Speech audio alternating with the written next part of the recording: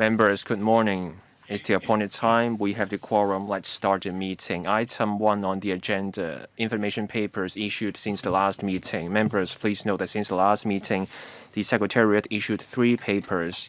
Members, please note. They include the administration's response to the letter from Ms. Judy CHAN and also a paper on the amendments to the forms of the fixed penalty notices, and also another paper on the Pesticides Ordinance. If there are no questions, we move on to the second item, Blueprint for the Sustainable Development of Agriculture and Fisheries.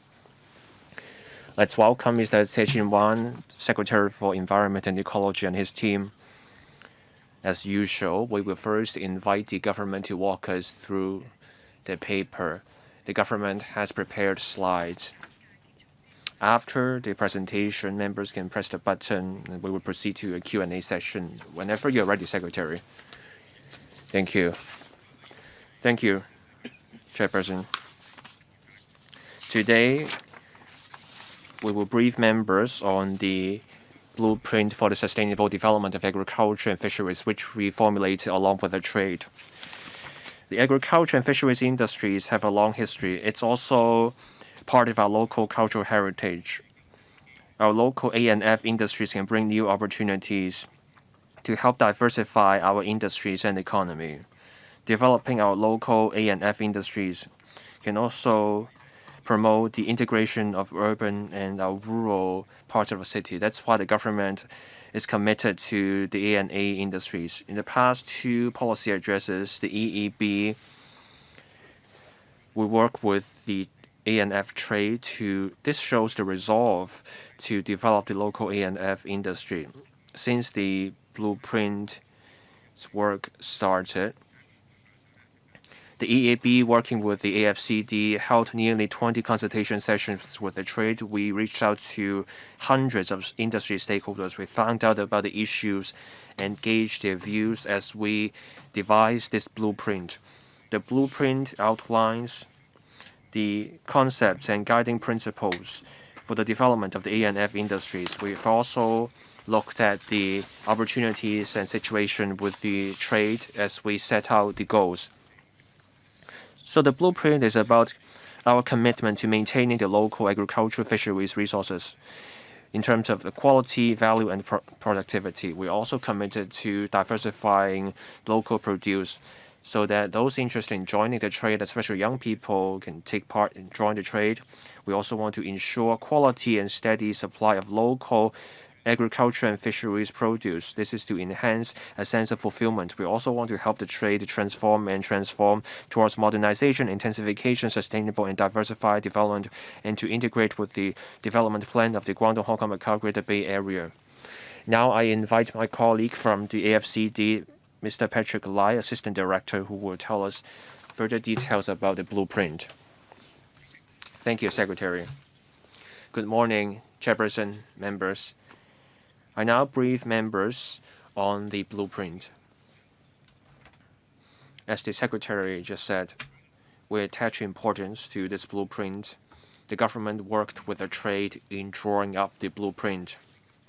The goal is to help the trade upgrade and transform and help them move towards modernization and sustainable development.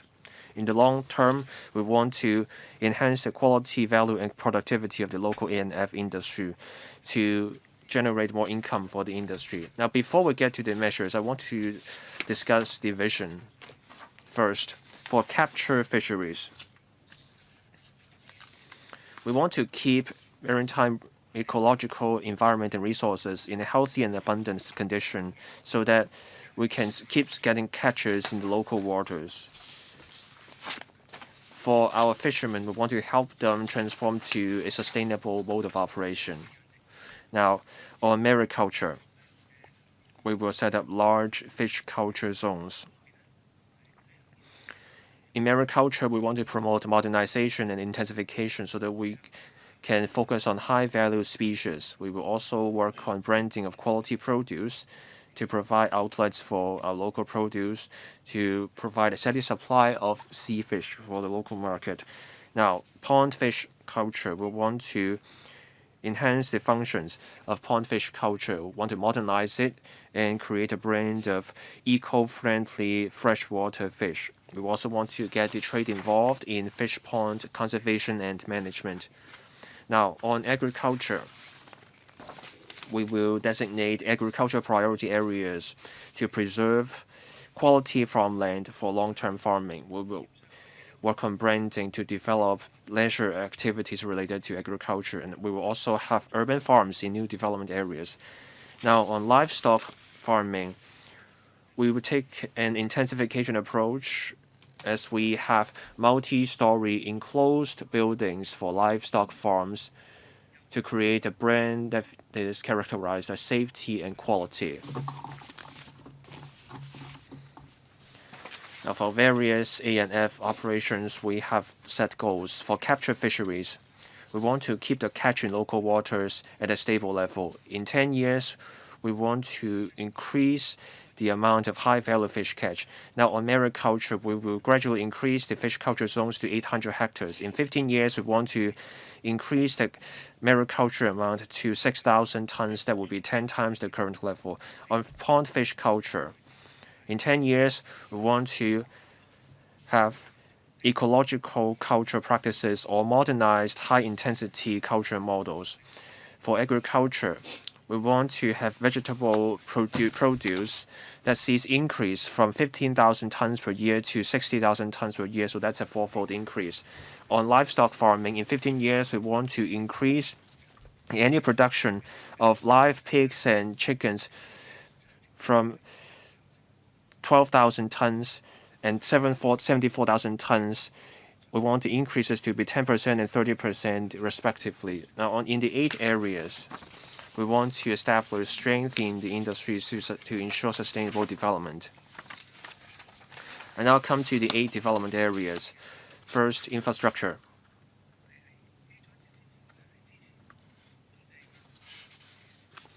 Infrastructure is key to our local A&F industries. Second, strengthening financial support. With funding, we want to help the industry move towards intensification and modernized operation. New technology is also part of a broader trend in A&F industries. On manpower, resources, and training, this is key to every sector. The fisheries sector is no exception. We want to get more young people to get involved. We want to promote a professional trade that is fisheries. And we want to use more technology. Now, on trade organizations, we don't have many fishermen in Hong Kong. The government wants to take a lead in help trade organizations coordinate matters. 6, better operating environment. This can help with the sustainable development of the trade. And on diversification of industries, we want the A&F sector to move from primary producers to secondary. This means food, this means product processing. And even moving towards a tertiary sector, this means sales and leisure services. 8th, creating opportunities.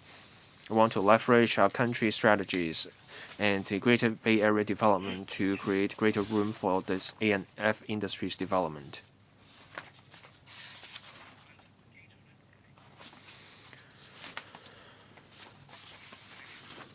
On the fishery sectors, we focus on their strengths, opportunities, and challenges. We looked at these factors and proposed specific measures. And now, brief members on the measures. First, on capture fisheries. To enhance fisheries resources, we will put more artificial reefs and continue with restocking. Diversification is also a direction. We will also look at new technologies and strategies to enhance enforcement success. We will also pursue offshore fisheries. We will also help capture fishermen transition to more sustainable modes of operation, such as leisure fishing. On mariculture, we will designate new fish culture zones. On the 13th of December, that's last week, we established 4 fish culture zones. Wong Chuk Kok Hoi and Mias Bay started running. We will also enhance the equipment at fish rafts, new technologies, We will also strengthen the roles of trade organizations. We will also step up the branding, developing new fisheries products, and expanding sales channel. We will also enhance oyster farming management. On pond fish culture, at the proposed Sample Shoe Wetland Conservation Park, we want to provide suitable land and ancillary facilities for pond fish culture. Within the Sentin Technopole, we will have a fisheries research center. We will have high intensity, high yield, and high value culture so that it will be eco-friendly operation and create a brand. We will also want to get fisheries groups involved in the management of the fish pond. On leisure fisheries, we will set up fisheries protection areas, fishermen's wharves, and relevant supporting facilities. While ensuring safety, we will explore the use of dual-use vessels and relaxing certain requirements so the fishermen can pursue leisure fisheries apart from production. We will also look at relaxing the regulation of leisure fishing. There will be promotion and publicity of the local leisure fishing. On agriculture, first, on crop farming, we will designate agriculture priority areas. We want to preserve quality agricultural land for active agricultural use. We will take forward Agricultural Park Phase 2. Through public-private partnership, we want to get the trade involved in creating a modernized techno-agricultural park. We will look at streamlining the procedures for agricultural structures. We will also step up human resources and training. On urban farming, in new development areas, we will bring in urban farming elements so that farming becomes part of the urban scene. In Ma On Shan, in the Saisha Road Garden, we will have the first pilot scheme on urban farming, and then in Tinshui Wai Public Market, on the rooftop, we will have a modern hydroponic farm cum stores. We will bring in the concept of harvest to sale. We will also explore the idea of making urban farming as one indicator of green buildings to encourage businesses to incorporate urban farming as they plan their property project. On livestock farming, we will encourage the trade to adopt modernized and eco-friendly operations in enclosed modern multi-story buildings for livestock rearing. We will help the trade with branding and help Hong Kong deepen integration with Guangdong. Finally, on leisure farming, we'll look at relaxing the conditions of food permits or licenses. We will also review the definition of agricultural use in statutory plans to facilitate leisure farming. We will also step up publicity of local leisure farming. We will also do training and provide financial support for farmers to improve farm facilities.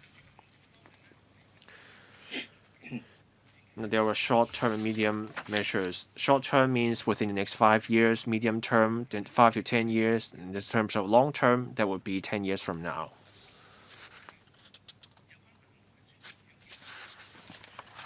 We also have a publicity clip, a booklet, and there is also a detailed version of the blueprint. You can find that on the website of the AFC, the Agriculture, Fisheries and Conservation Department, and the EEB. And that's all from me for my presentation. Thank you, Chairperson. Thank you. Members, if you wish to speak, you can press the button. 4 members are lining up to speak. 5 minutes for each member, questions and answers inclusive. Thank you.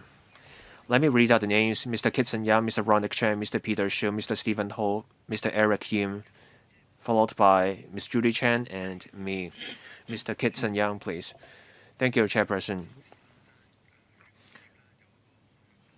I fully support this blueprint for sustainable agriculture and fisheries. There are 8 areas in the blueprint. I want to focus on the technology. As we discuss fisheries, they use cages. This is where tech comes in. Aquaculture is part of a broader trend, but aside from cages, aquaculture in cages. Do we have more? Dr. Johnny told us about the use of technology in crabs. That's also an option. So my point is, we need to think of a way to do mariculture of high-value species or species that are otherwise hard to breed. If we just do the common species, then we have to think about how can we stand out in the competition. But with high technology, given our limited land,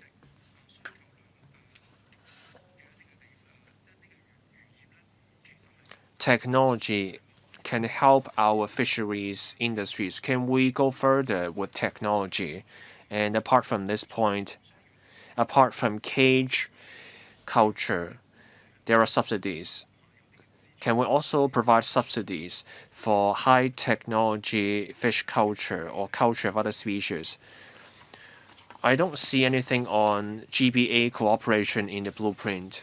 Can we do more on this? We lack an agriculture university in Hong Kong, but in the GBA, the mainland cities, they have quite a number of universities on agriculture and fisheries. Can we work with these universities to enhance our local A&F production? Are there collaboration initiatives? Those universities can do the research and we apply the research outcomes. Shouldn't we be looking at these options? If we just focus on our own, we work in our own silo and leaving out the rest of the GBA, then that would be a missing part of the blueprint. These are the areas where we should do more so that we can take further the sustainable development of our A&F sectors. Secretary, thanks very much, Mr. Yang, for your question. I defer to the Director for the details. Let me say this. First, technological collaboration. This is the way to go. Now we talk about the deep sea cages. These are by way of examples. The AFCD does cooperate with the Polytechnic University, and we also collaborate with the Academy for Marine Fisheries, and we do collaborate with the relevant authorities in the mariculture for fish and crabs and so on. Now, you talked about the GBA collaboration. I think this is also in the same vein. We are liaising with or collaborating with the academies in the mainland. And in Guangdong, we also liaise with the authorities in Guangdong to enhance the collaboration there. And we've also, when I met the ministry in the mainland, it is also said that some experts can be sent to Hong Kong for more exchanges to understand the development of egg and fish and help us to move in the direction of high-tech development. For the details, I defer to the Director. Yes, please, Director. Madam Chair, well, the member mentioned a couple of questions. I like the high-tech development. We have the deep-sea cages and also the steel truss deep-sea cage development. We also have some new modernized equipment in the mainland. For example, they are using the container boxes to engage in mariculture in a controlled environment. Agriculture, we're developing hydroponics and smart greenhouse. And for urban farming, we are resorting to the rooftop and open space to engage in high-tech kind of urban farming. We have the two funds, SADF and SF DF. Now these funds will also support the high-tech development projects, so this will be included. As to collaboration with the local tertiary institutions, we do this. Now, say, for example, the Baptist PolyU CUHK, we do have collaboration programs, and they are seeking funding from the two funds to engage in research and development. The mainland, we do engage in collaboration. The Secretary led the delegation to the mainland to look at the advanced agricultural practices and so on. We'll step up the exchanges there. Mr. Ronnie Chan. Madam Chair, I think the blueprint is worth supporting. I've got questions in 4 aspects. First, the target is to move towards an intensive mode of development, but the egg and fish sector is rather small in Hong Kong. The government said that there will be efforts to push the development of trade organizations. Now, when the government take this forward, do you have any timetable or any particular action plan there? In the mainland, they are developing a new form of agriculture. They have the co-ops to lead the development of agriculture there. So my question is, are you going to be taking a leaf out of the book of the mainland in the development of agriculture in Hong Kong? Second, now from the PowerPoint, it says that for fish, you're going to be achieving 1,200 tons in 5 years.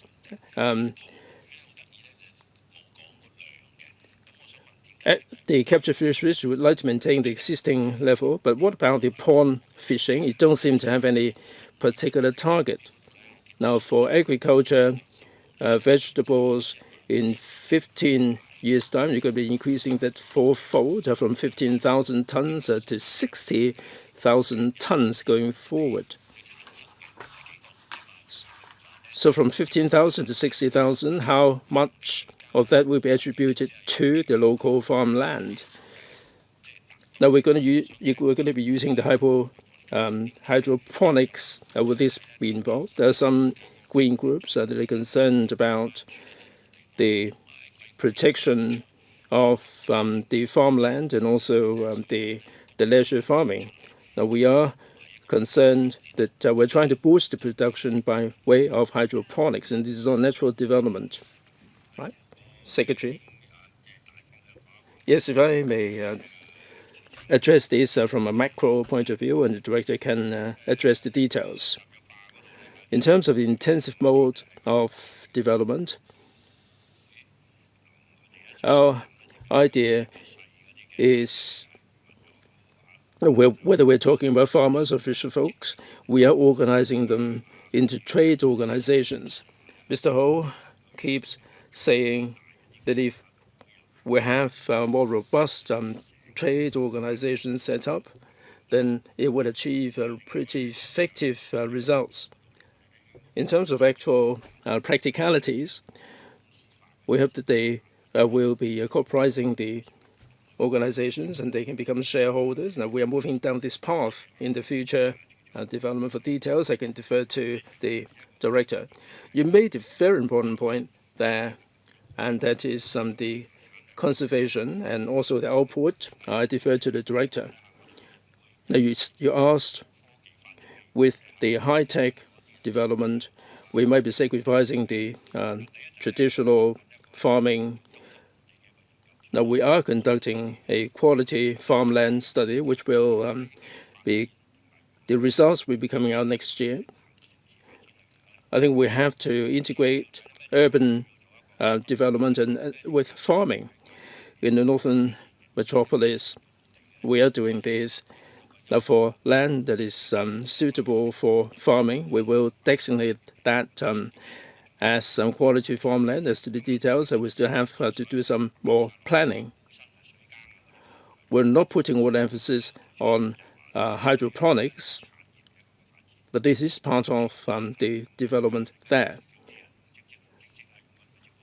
We're not asking people to use the weaving machine to do the weaving, although we have to preserve the traditional handicraft, but we are talking about industrial development. We do need to bring in the technology. We need the land.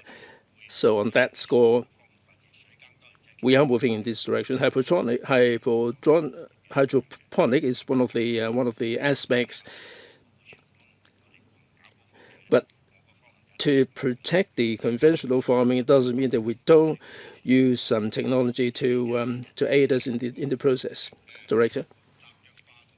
Yes, intensification and the formation of trade organizations, the two go hand in hand.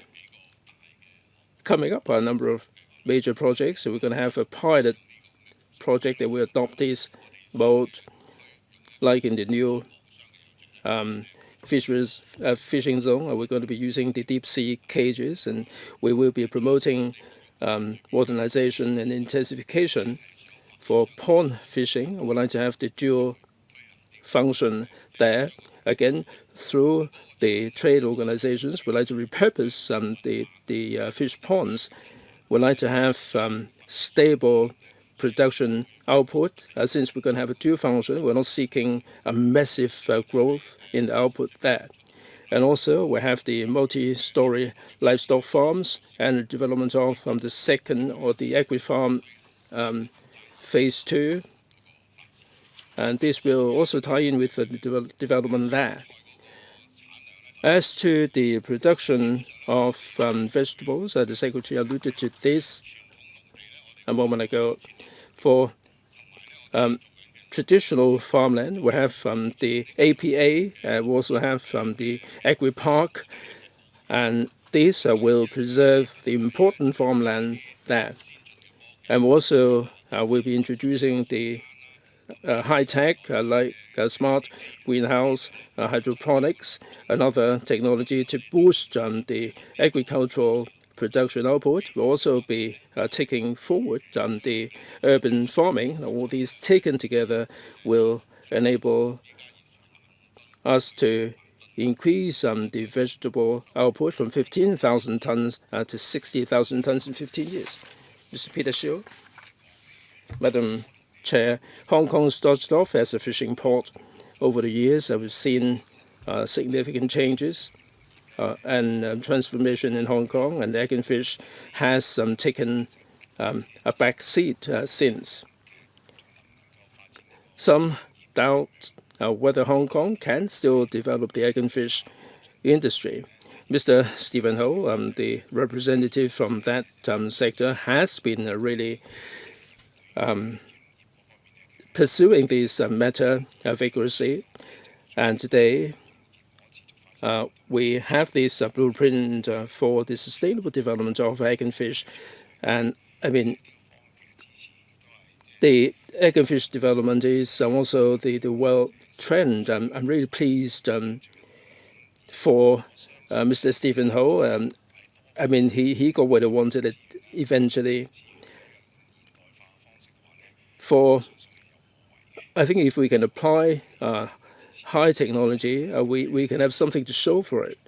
Now, I heard that there are many projects in the pipeline, and the government will be devoting financial resources to this blueprint in Hong Kong, or indeed in other parts of the world, or in the mainland. There are many experts in these different fields, and they are the leading lights there. And if they want to come and take part in this development in Hong Kong, what attitude do you adopt? Secretary. Thanks very much, Mr. Shiu.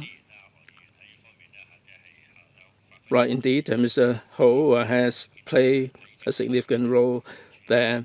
But in fact, the AFCD is really committed to the development of egg and fish industries in Hong Kong.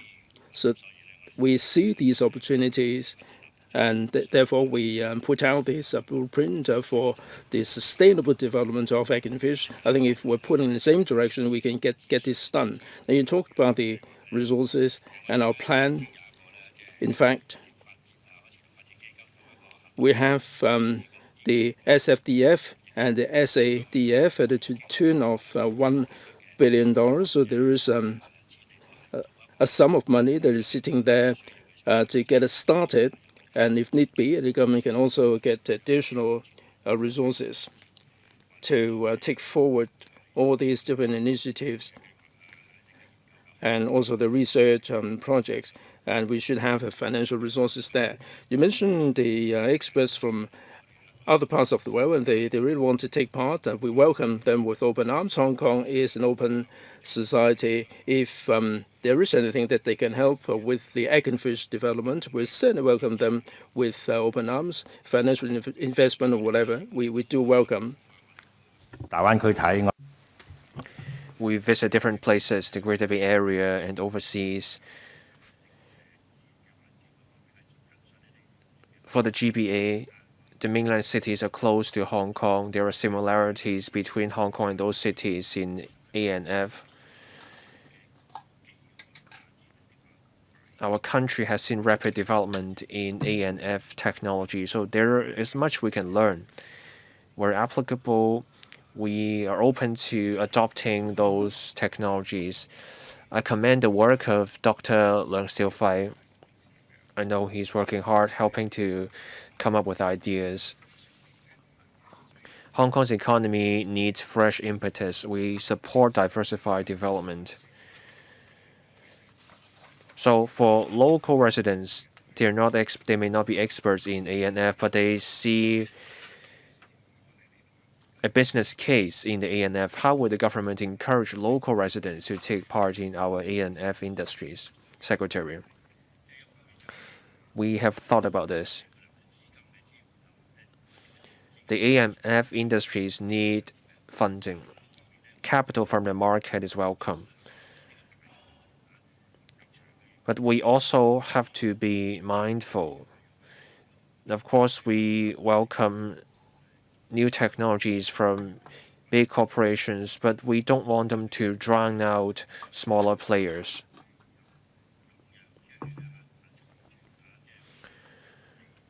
So there is room for large companies, but there is also room for local ANF operators.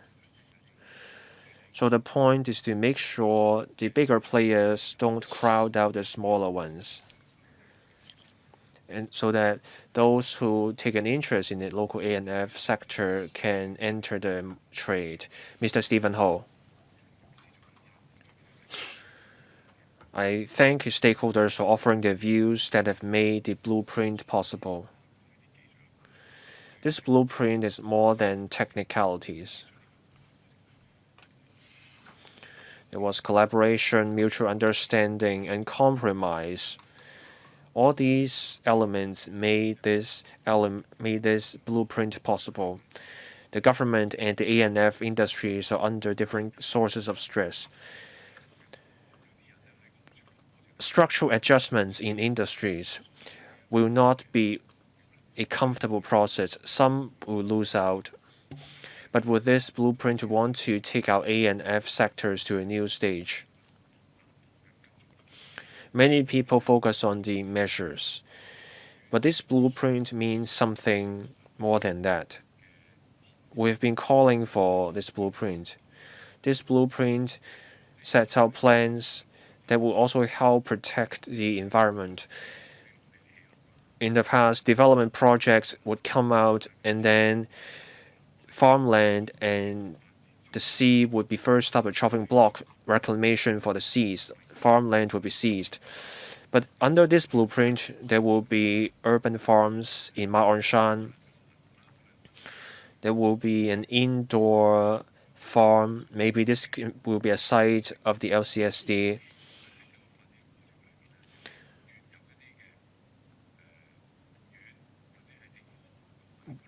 With social development, it would be good to have some sort of indoor farms, maybe in housing estates, so that we can have farms even as our city moves forward.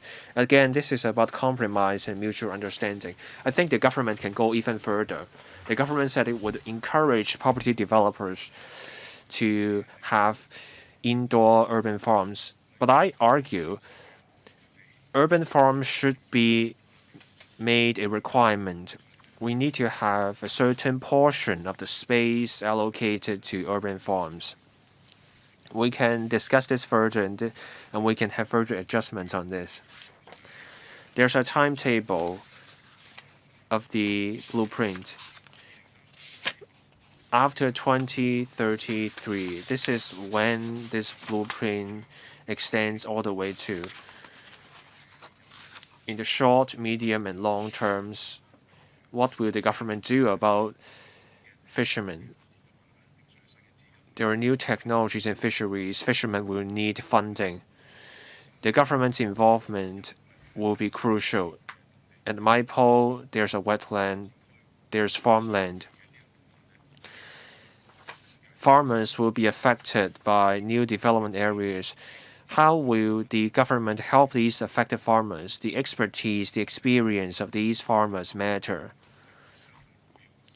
There are work goals in the blueprint.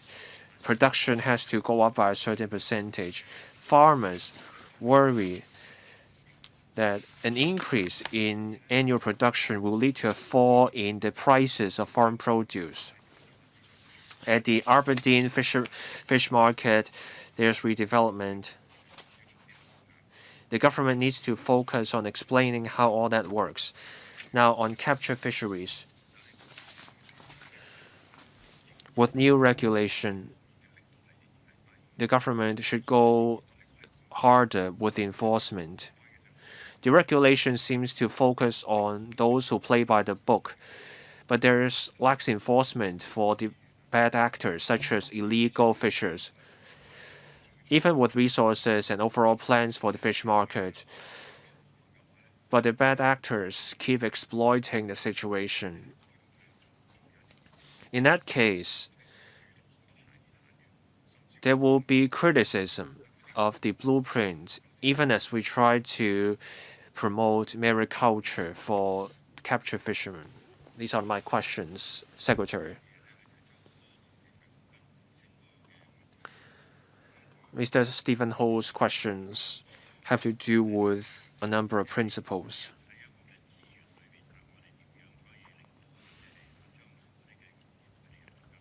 First, about enough resources for the fisheries industry, enough land, protection of our maritime resources for fishermen.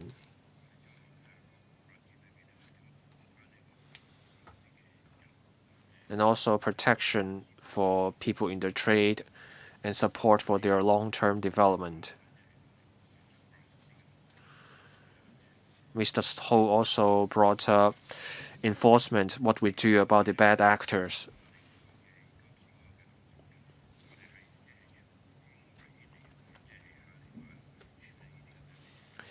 With this blueprint, we take a holistic approach.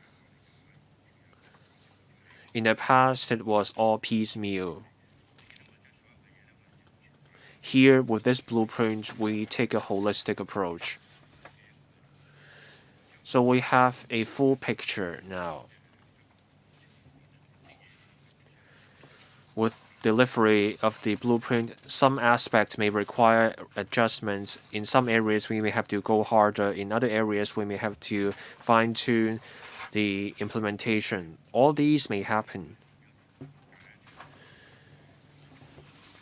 But the point is that we have to work with the A&F industries. This blueprint marks the first step. We will keep engaging with the industries. When an issue comes up, we look for a solution.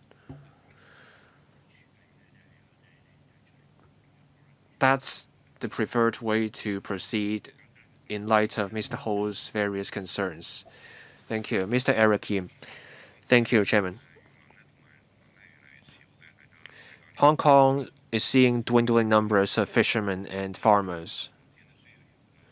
To keep fisheries going, we need innovation as we enhance GBA collaboration. Can we talk to the mainland government? Can we have Pearl River Delta fish ponds and farmland? That way, we can use the mainland's labor force. We can manage with Hong Kong standards.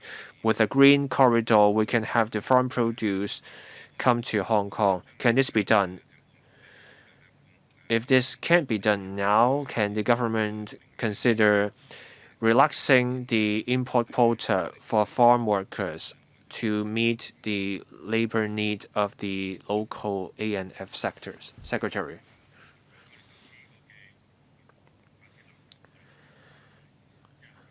This blueprint focuses on Hong Kong's agriculture and fisheries industries. Part of the blueprint is about seizing the GBA opportunities. We will pursue exchanges with the mainland on technology to drive local ANF development, but we haven't looked at the option of having part of the ANF production in the mainland in the Pearl River Delta. With fisheries, we can seize the GPA opportunities.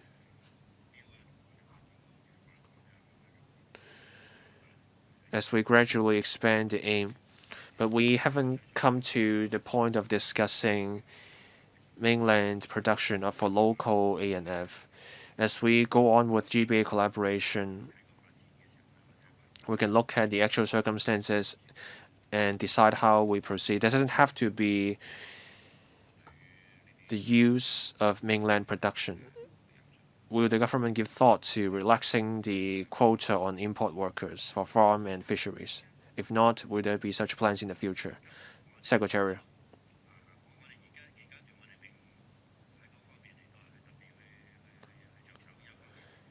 No, we don't have any thoughts on this yet. The focus now is to help our local fishermen and farmers.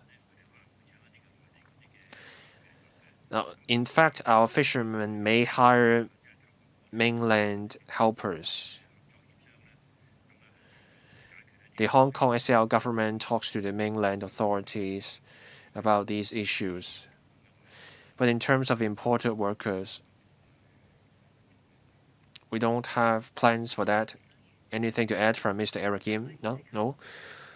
Ms. Judy Chan.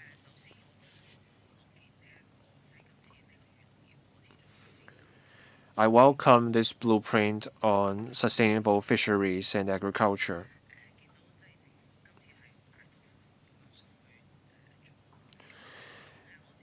This shows the government is determined to get agriculture and fisheries right.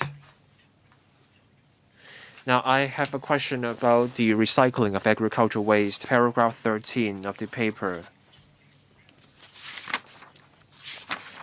It mentions multi-story buildings for livestock rearing in an eco-friendly way.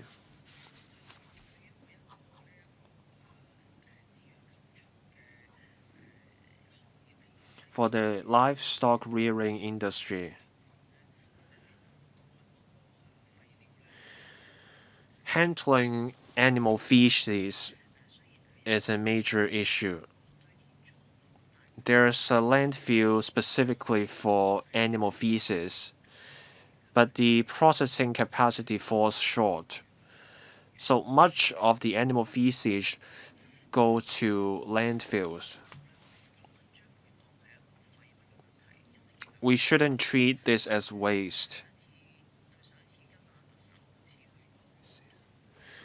We visited Dongguan and Qianhai with the chief executive. One thing left me deeply impressed. Two young people from Hong Kong, they got funding in Qianhai. They used black soldier flies and they created an industry out of it.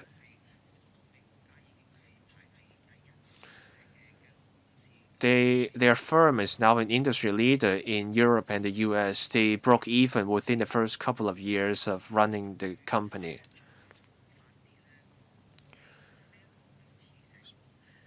So how can we develop that sort of industry? I might be sidetracking I may have digressed. This may fall into the purview of waste reduction and green initiatives. But I think here we can have greater collaboration.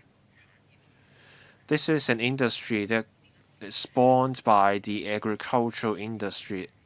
It can make money. So how can we give it greater attention? Overseas experience shows you don't have to collect it, you don't have to clean up, no feeding needed. The chickens can look for their own feed. So can we have this kind of modernized livestock rearing? Secretary. Thanks very much, Vice Chair. We do have black soldier fly cultivation in our eco park. We also already adopted this kind of practice. This is precisely to handle the chicken waste. The black soldier flies, they can turn the chicken waste into protein. Now, your question is about these multi-story livestock farms. Now, the noise, the odor, or the wastewater that are generated from these farms will be under proper control.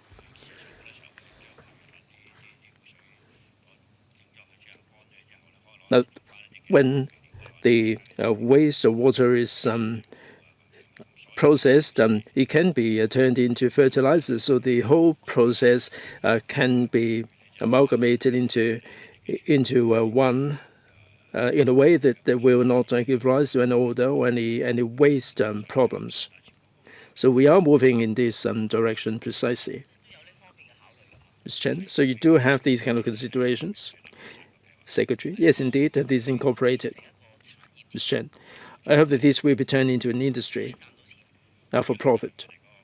Secretary, yes, this is precisely the direction that we are moving towards. For the multi-story livestock farms, perhaps we can put them together in the same location as fertilizer producers to achieve a synergistical effect. Mr. Tommy Zhang. Madam Chair, thank you. Secretary, I've been in this discussion with you for some considerable time here in this council. We discussed the sustainable development of egg and fish sectors. In the last term, we have been discussing this. We talked about the price tag and so on. Now the question is how we can get this implemented. In Hong Kong, land is at a premium. It would be hard for us to squeeze the land there. From the paper, you like to put the livestock farming in the multi-story buildings. In fact, in the North Metropolis, there is land in the periphery, not so much for high-tech development or building purposes. We do have the farmland and fish ponds. And Mr. Stephen Ho talked about the greenbelt sites.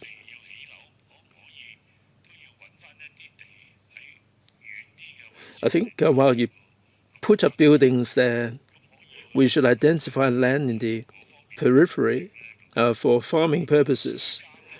You refer to hydroponics. I've got some younger relatives who are doing this. I told them that you're going to be making a loss because of the high labor costs and high rent and so on. In the mainland, however, it is more profitable because the land and labor come more cheaply than it is in Hong Kong. Now, coming back to the livestock farm, if you do not accommodate the poultry, I'm certain I wouldn't let you off the hook.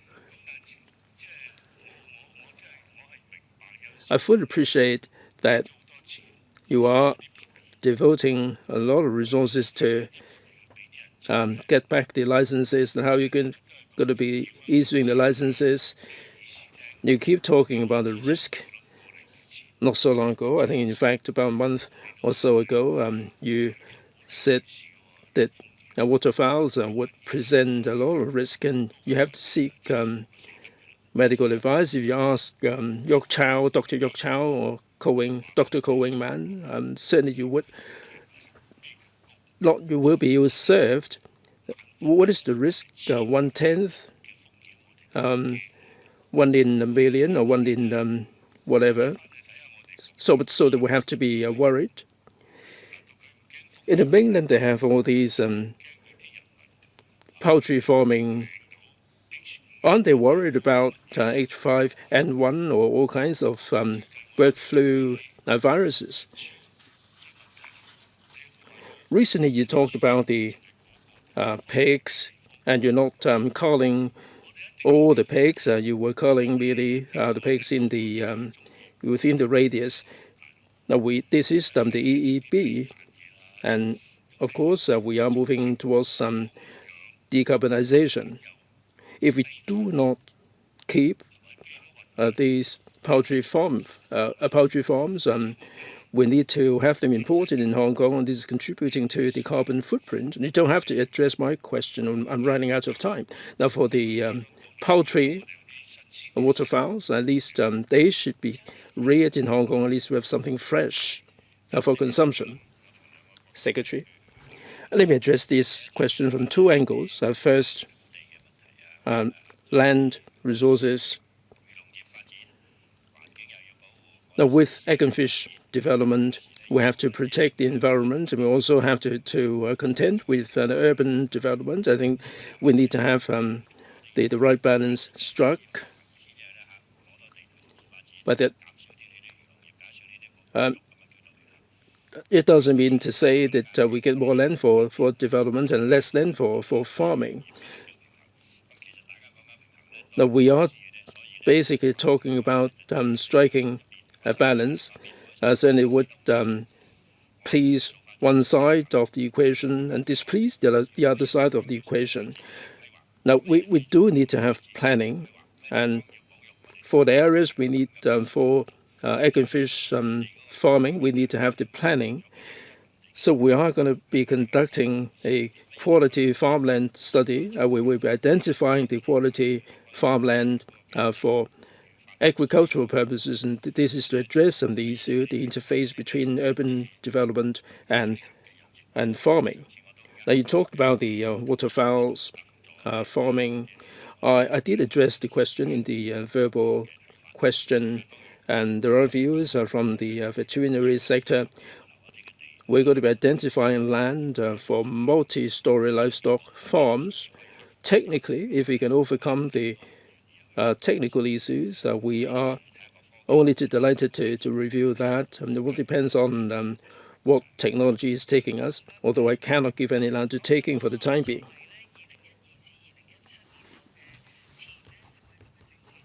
As former political assistant from 2012 to 2017, I need to make some clarification. The member talked about Dr. Ko, the elimination of live poultry. Now, we are talking about the proper segregation between poultry and humans. That's why we still have the live chickens. That's because we are really managing the risks. That's by way of clarification. It's my turn to put question now.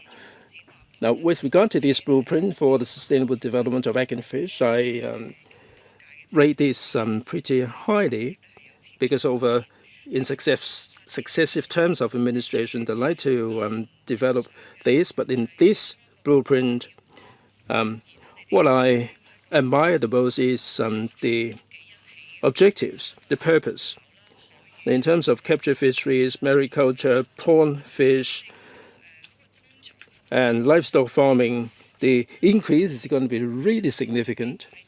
And this represents a pretty bold approach.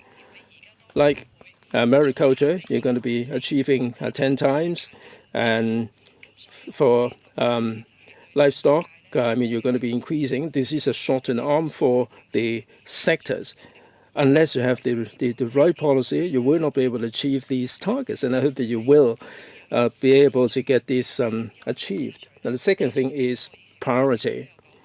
When I was in the government, we did talk about this. That take farming. You have this leisure farming. There are loads of regulations that are strangling the development in this area. Now, if you have a watermelon, you're gonna cut it open for people to taste the watermelon, because under the law you're not supposed to do it. So are you going to be according the priority? You have all these multi-story livestock farms, and you have the APA, agricultural priority areas. I think you have to loosen up the rules and regulations for you to get this done. In particular, the leisure farming and so on. Now, for egg and fish industries, they need to increase their income. We do have a lot of brands. Now, for the strawberries, one of our members treated us to some locally produced strawberries. They're so nice, the organic sweet corn, cherry tomatoes, watermelons. How do you market them? This is not within the remit of your bureau. We can create all these different brands. The people fly to Japan to taste the fruit. That the strawberry were really fantastic. It's not your bureau to market these. So how can we package them, market them? How are you going to take this forward? Now, with this shot in the arm for the industry, what about the members of the public? You increase the output, the veggies, the chickens, the pork. Are we going to be able to stabilize the prices and reduce the fluctuation of the pricing there? How will the general public benefit from all these initiatives? Secretary? Right. Thanks very much, Madam Chair. In terms of leisure farming, there are certain initiatives that we command priority. We don't necessarily have to go down the legislative path, like in the commercial farms, where now the cooking, simple cooking of the melons and vegetables for tasting purposes. And perhaps we can amend or revise the policy to make this happen. There are certain areas where we need to amend the legislation, like the dual use of the vessels and so on. That would necessitate the legislative amendments. You refer to the branding. In fact, we have put this into the blueprint. Now, you may argue that this is some economic development and that this is falling outside of our remit, but this is a side issue. Now, we are taking the egg and fish development as the major direction. Mr. Stephen Ho kept reminding us that we shouldn't do anything which is detrimental to the farmers. If we cannot increase the marketing by merely increasing the output, we may be inundated with the output, and this will be detrimental to the trade. Now, you also mentioned the general public and how they will benefit from it.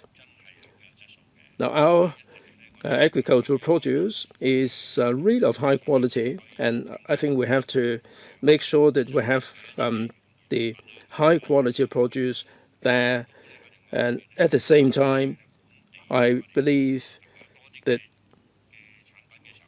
with more produce from Hong Kong, we should be able to stabilize the prices if the supply is affected by a natural disaster and so on. In terms of decarbonization, we're encouraging the consumption of local products, and so these will also contribute to better footprint of carbon. 多謝主席。 Mr. Vincent Chang. Thank you, Chair. I support the blueprint. As Mr. Stephen Ho said, he put in much work in the drawing up of the blueprint. There are long-term plans and short-term measures under the blueprint. The chairperson just mentioned fruit. In Yaoqimong, in Yamate, there is a fruit stall. Many people go there to buy the fruit there. There's been a change in the packaging in recent years. They have nice packaging. With the upcoming Chinese New Year, they put on a special Chinese character for that occasion. When we have local produce, we can have packaging with local features. That's something we can consider on the business side of things. I focus on the sports side of things. There has been success stories with water sports, international events like International Yacht Games or boating games in Hong Kong. We can fuse that with the fisheries sector. Contestants from overseas can go enjoy our seafood, they can enjoy our sea and enjoy the water sports. So there's room for cooperation. So for this blueprint, I hope the EEB can also work with the CSTB Culture, Sports and Tourism Board. Many visitors come here for our mountains and our sea.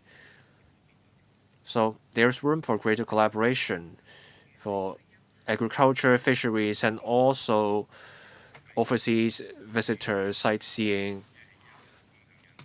Secretary, we agree with the member. We want to make the most of our agriculture and fisheries industries. We can talk to the CSTB to see where we can work together. The director of the AFCD, anything to add? On packaging, the Vegetables Marketing Organization and the Fisheries Marketing Organization are working on this. We want to create brands for local A&F produce. We promote that to the local citizens through sales channels. We agree that we can do more on this. We can elevate the local brands so that we can achieve greater value with those brands. Now, on fusing A&F with local sports events, visits to A&F facilities and promoting quality A&F produce to them, these are areas that we can talk to the relevant departments on how we can do more on this. Sorry, one comment. People enjoy our seas. There are more people engaging in surfing, but we have to be mindful of safety. The sea is a large, spacious place, but we have to strike a balance. The same sea can be used for surfing, but we also want these people to go ahead to enjoy the seafood. There is room for further discussions in this area. Each member has spent 5 minutes for questions and answers on each item. We still have another item lining up, so we won't do a second round. Speakers not using a microphone. We did a first round. If we allow a second round and each member gets 5 minutes, that won't do. So if you want to follow up on the blueprint, please do that on a separate occasion at another time. We have to move on to the next item. Thank you. Thank you, Secretary.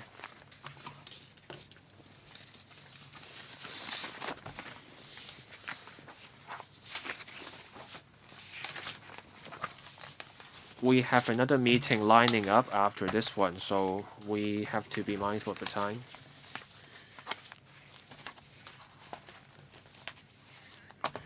Next item. Item 3. Implementing a smart public toilet system at public toilets managed by the Food and Environmental Hygiene Department. We have the Undersecretary for Environment and Ecology, Ms. Diane Wong, with her team. members, the FEHD manages 810 public toilets in Hong Kong, along with 34 aqua privies. The details can be found in the paper. There's also a plan to refurbish public toilets and also the drive to promote smart public toilet. Let's wait for the Undersecretary to settle down, and then after the presentation, members can press the button. Undersecretary, whenever you're ready, please start the briefing. Chair, we're pleased to report to members the work of the FEHD on promoting environmental hygiene at public toilets and the work on implementing public smart toilets. Now, some background.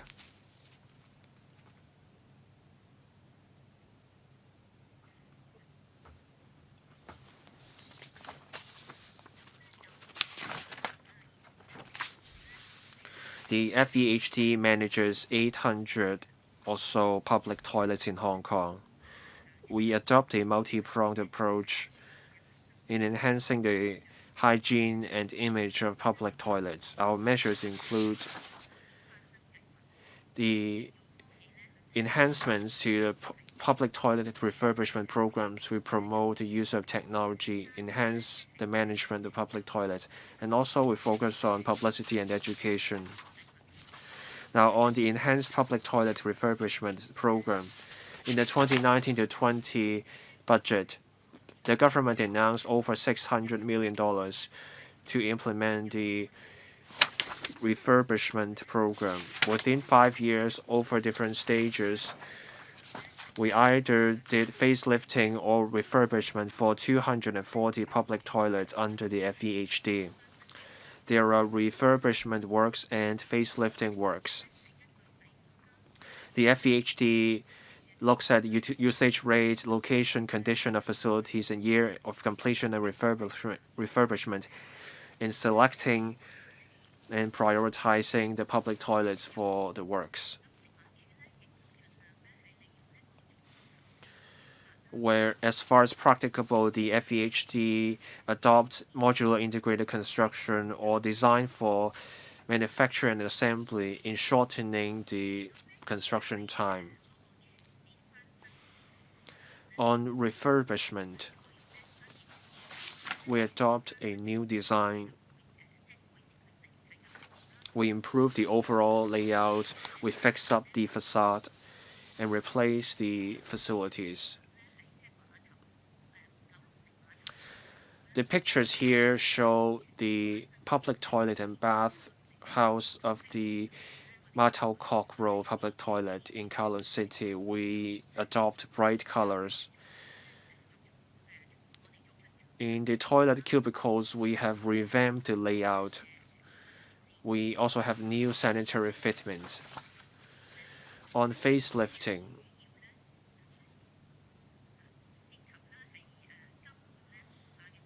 we replace the aging facilities and put in place new facilities.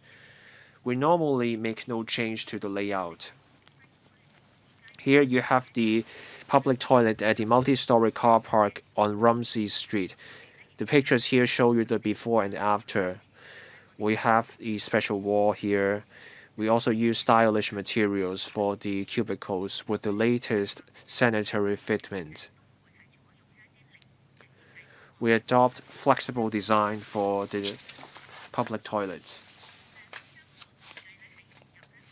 We want the toilets to blend in with the surrounding environment in terms of the design. Before the works, the FEHD consults the district councils. Temporary toilets are set up during the works. The FEHD also works with the relevant departments in holding events to promote public participation in the design of the public toilet. The enhancement programs are going on track. In the first stage, that is 2019 to 2024, we wanted to cover 240 public toilets. But now, we expect to complete the works for 250 public toilets, and we are starting the preparations for the next stage. The target is that from 2024 to 2026, we can proceed with the refurbishment or facelifting for 220 public toilets, and then in 2027 to 28, we can cover the remaining 210 public toilets. Before 2019, there were also refurbishment works, so that by 2028, once we start the works for the remaining public toilets, we can cover all the 800 odd public toilets. All of them will have undergone at least a refurbishment or facelifting. On smart public toilet, the FEHD works with the Electrical and Mechanical Services Department in implementing a smart public toilet system. The systems gather day-to-day data to help us improve public toilets. The FEHD ran the pilot scheme on 2 public toilets. The policy address proposes a pilot scheme at 10 public toilets with 2 new projects. So now we have a total of 14 public toilets under the FEHD running a pilot on smart public toilet systems. We have different sensors at these toilets to monitor the usage in real time. We have data on the visitors, consumables, and the status of the electrical and mechanical devices. The smart systems adopt the Internet of Things technology. The data gathered go to our back-end computer system. There are preset functions that can alert the toilet attendants or contractors where immediate follow-up is warranted. The back-end computer system can control some of the E and M devices. So based on the brightness and air quality, the back-end system can control the lighting and ventilation systems at public toilets. This can help save energy and achieve green outcomes. We also have a visitor feedback system to gather feedback. LCD screens display educational materials. At 14 public toilets, there are smart public toilet systems. Based on the FEHD and the EMSD's assessment, the smart systems help gather data. They can help follow up the usage of consumables and reduce odor. This is where the smart systems have worked well. The 2 departments will continue to review the smart systems and select more cost-effective devices. At another 11 public toilets at different places with different levels of usage, we will have the smart systems in place for further testing. Management also matters. The FEHD conducts field visits, surprise visits, and checks the work records in monitoring the performance of contractors. To enhance the efficacy of repair contracts, starting from 2022, the FEHD, RHSD, and EMSD started using a minor works order record system. It's a mobile app to help us keep track of the repair orders and completion progress. This mobile app helps us make the works request. We can keep track of the repairs. This helps speed up the works. The app also allows us to analyze the management information for further analysis. We can tell whether the equipment is working. Starting from October 2022 at 2 districts, we piloted a scheme where we had dedicated contracts to procure public toilet management services separately. With the clauses in these contracts, we can require vocational training and qualifications for toilet attendants. This is a way to enhance service performance. This model has worked well, so we have plans to extend this dedicated contract scheme to other districts. Now, on publicity and education, we will keep up the work. We will have posters and a PA system within public toilets in spreading the message about keeping public toilets clean and hygienic and the proper use of toilet facilities, such as toilet etiquette.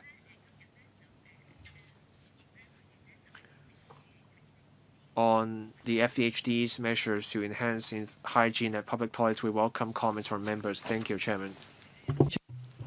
Thanks very much. Under Secretary, please to press the button if you have any questions.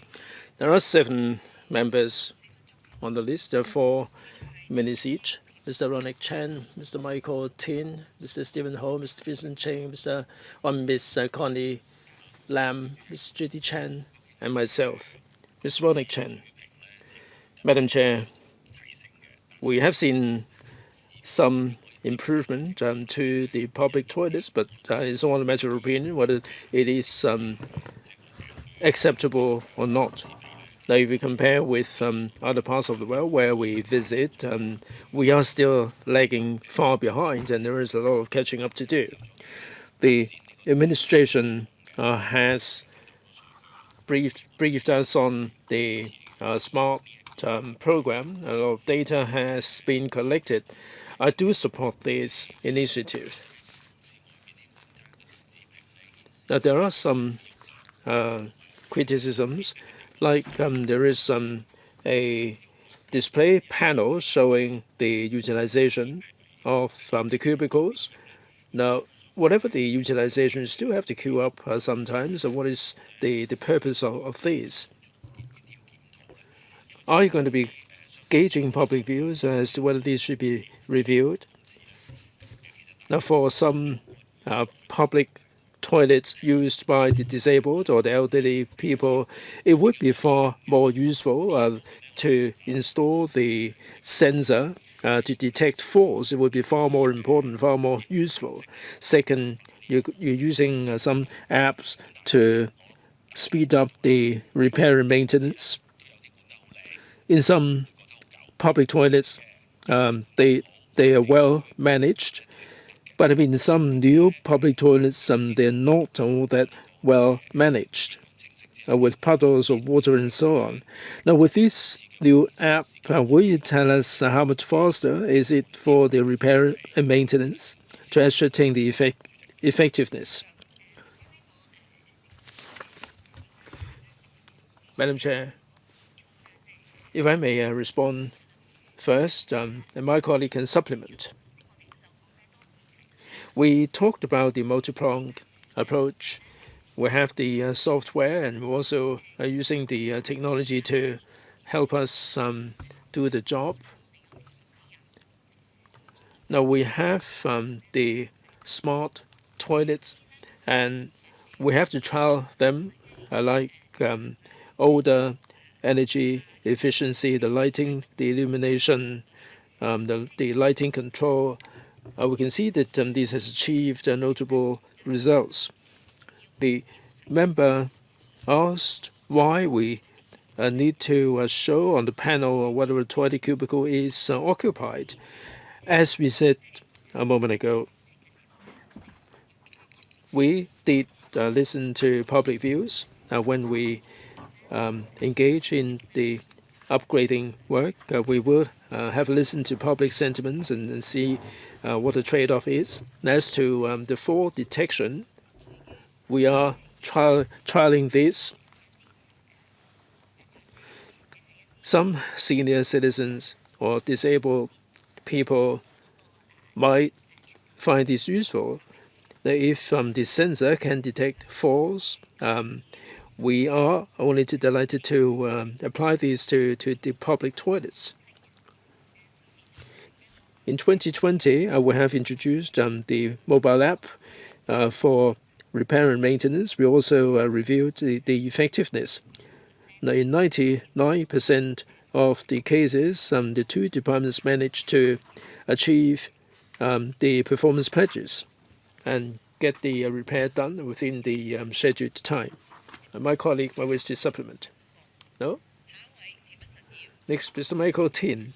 Madam Chair, thank you.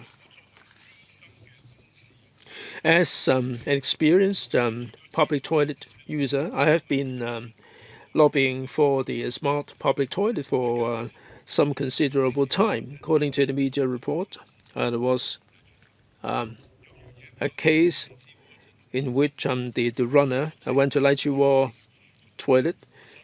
The door wasn't working and the emergency opening system wasn't working, and there was no emergency contact inside the toilet. The runner used the traditional way by banging feverishly on the door to seek help.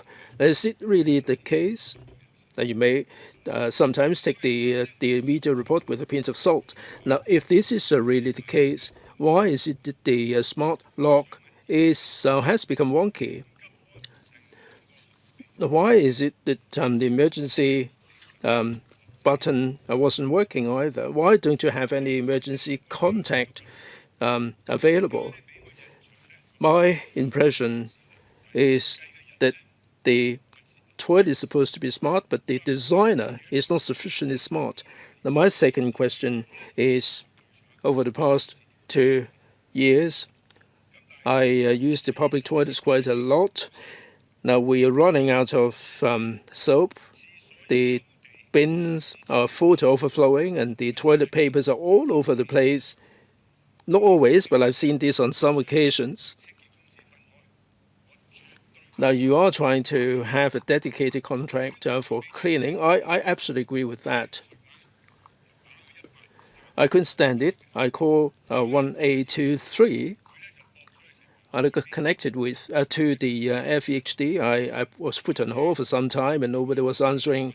And the telephonist told me to tell him what happened.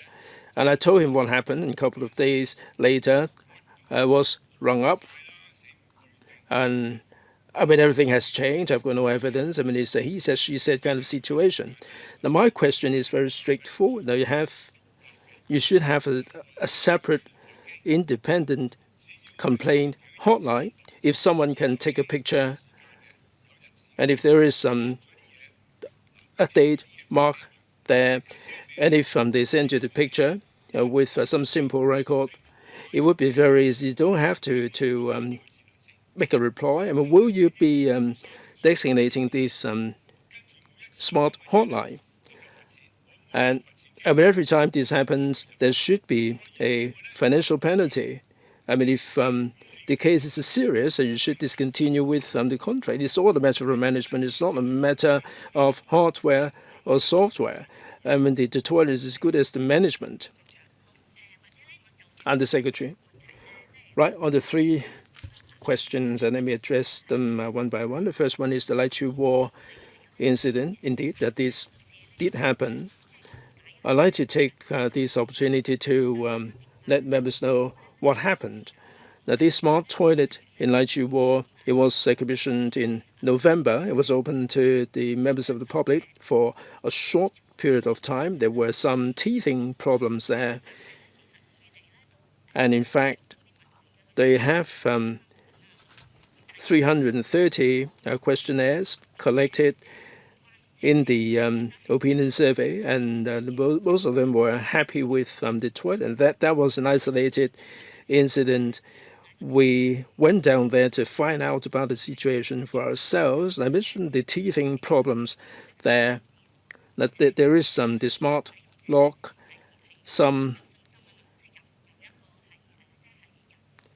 users would also like to have a manual lock. Now there are 2 buttons there. Now you wave your hand, it will be locked, and you wave again, it will be unlocked. And this is no touch kind of design.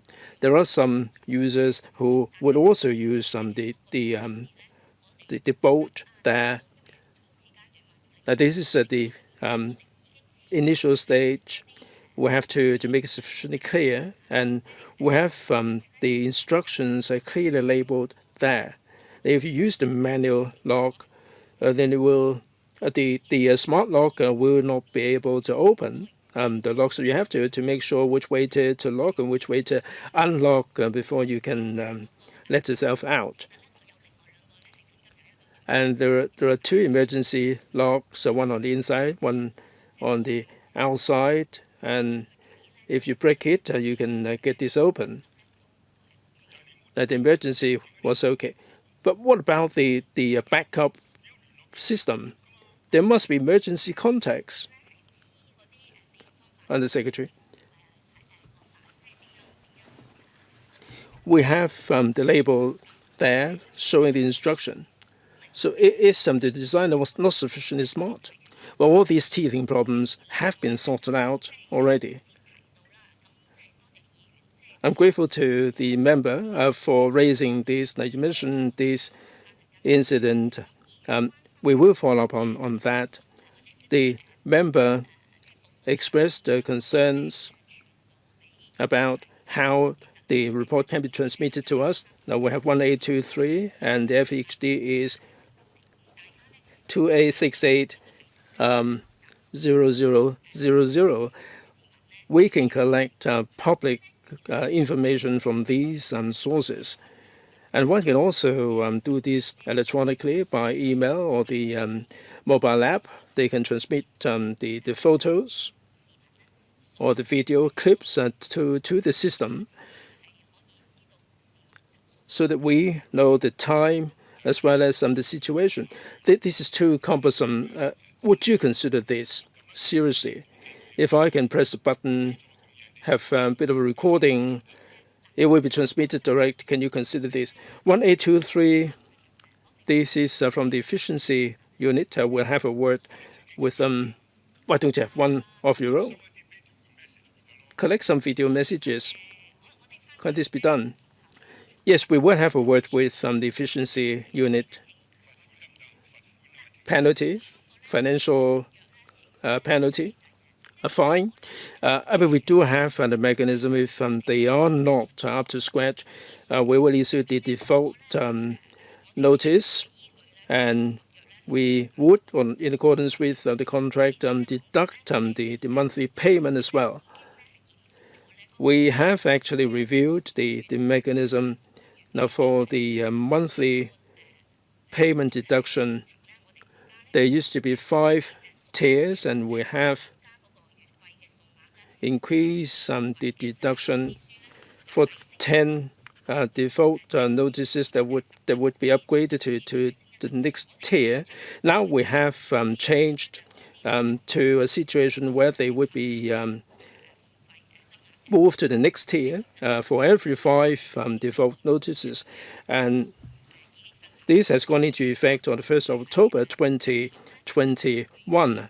So when they put in a bid in future, all their track record, their past performance would be taken into account in technical assessment. What about shortening the contract? Well, please do not, no more toing and throwing. No more toing and throwing. I have to stop you there.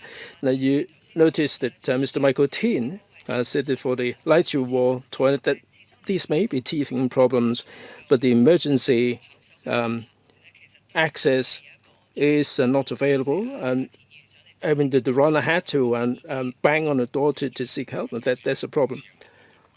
Stephen Ho. Now, this is not the first time we talked about the public toilet here. We did ask the administration. It's only when the people are using it that they would be able to give the opinion whether the toilet is good enough or whether the toilet is clean. Now, I hardly ever see men going to the public toilet for number 2. Normally, they go there for number 1. And I mean, if it's all a matter of culture, if you make a mess of the toilet, and nobody would be really wanting to use it. And also, we cite overseas examples. We did live overseas in the U.S., for example. It would be very hard for you to get a toilet. I mean, you may get a public toilet, but it is really clogged up with cigarette butts. And in France, you don't really have the washing basin. I mean, you squeeze into a corner and do your business there. Now, we do have our own expectation. It would be harder for us to compare with other parts of the world. I mean, the grass is not really greener on the other side of the world. Have you looked at the examples in the mainland? I think myself and Mr. Vincent Cheng, we went to other parts. We went to the GBA, for example, for a site visit. We went to the market, to the public toilet, to the restaurant. We looked at the design of the public toilets, although it's not part of the delegation. We try to ascertain the situation. We communicate with the officials in the outsource contract. They, like in paragraph 12 of the paper, they not only do they collect the data operation data, the sensor will enable them to know which faucet is wonky and they will get it fixed, which cubicle is running out of toilet. They will get someone to refill it. They do have the whole process at the fingertips. So will the administration tell us in your outsource design, what are the requirements there, in particular when you are refurbishing an old toilet? What new elements are you going to be injecting into it, and how are you going to do it? One point in particular, some members mentioned is a complaint mechanism. This applies to not just public toilet. 1823 offers slow response on a range of things, even illegal parking, complaints, shopfront extension, a dirty public toilet. All complaints go to 1823. They get back to you only a few days later, and you forget about everything by that time. And you can't take a picture in a public toilet. It's like you have in a court. When you take a picture and someone else actually sticks out their foot, you get into trouble with the law.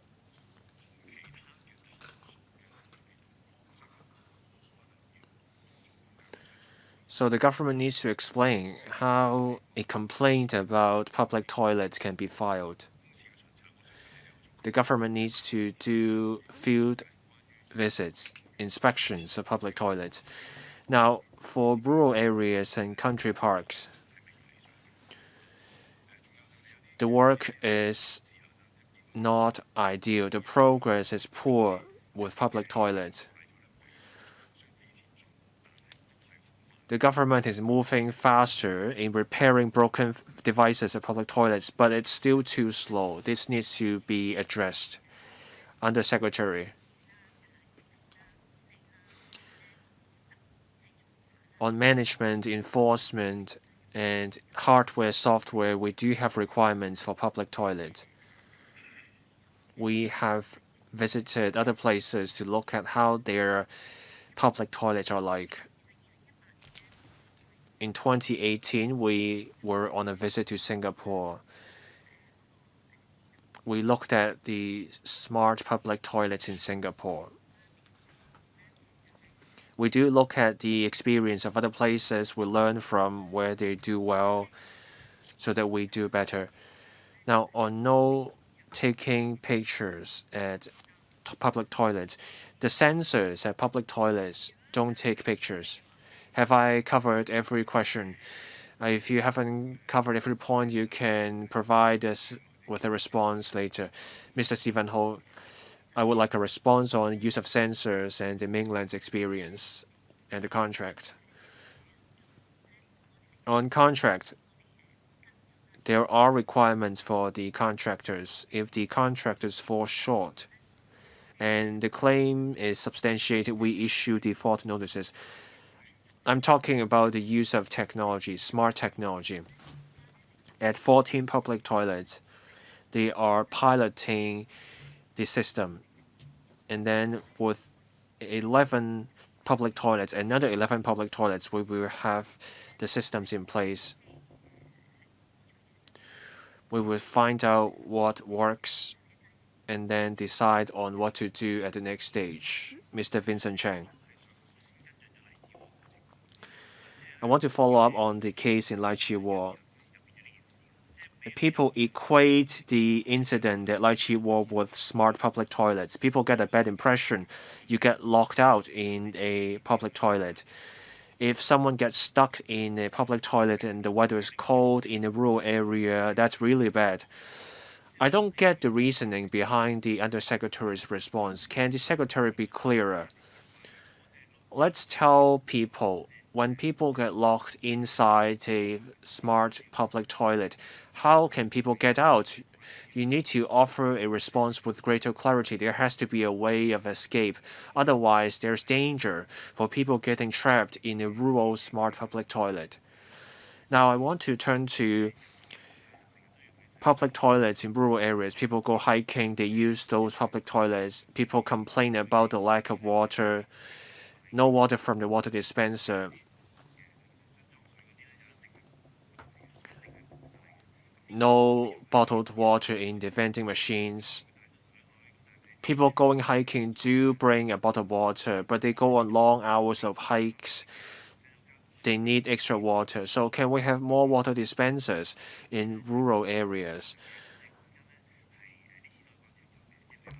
Now there are cleaner public toilets. People used to complain about the dirty public toilet at Avenue Street. Things are looking better now, but let's keep doing better.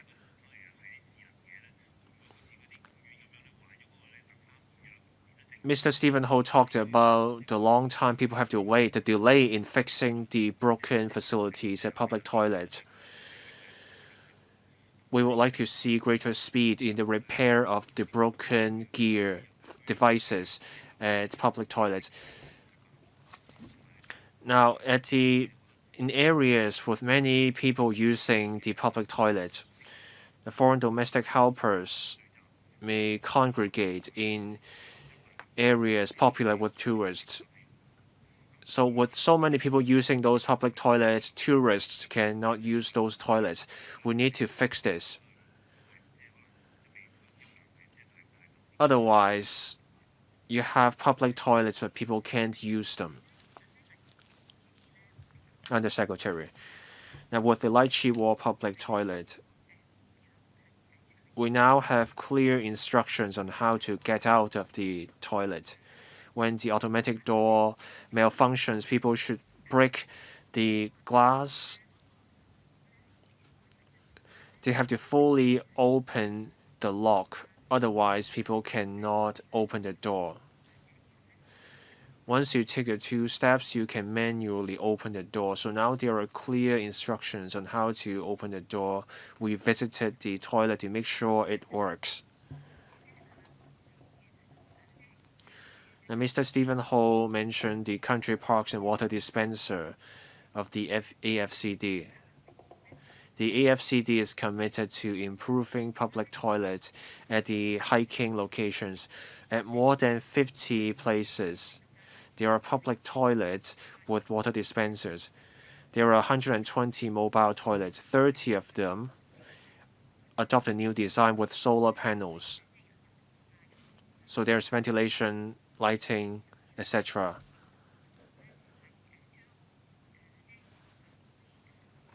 For the remaining mobile toilets, the AFCD is looking at ways to improve them and possibly replacing them with the new mobile toilets.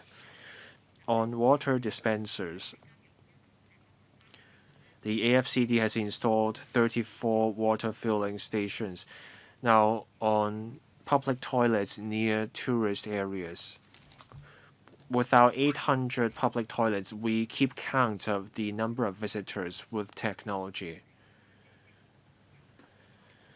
This helps us tell where the high usage toilets are, and that's how we can look at ways to improve them.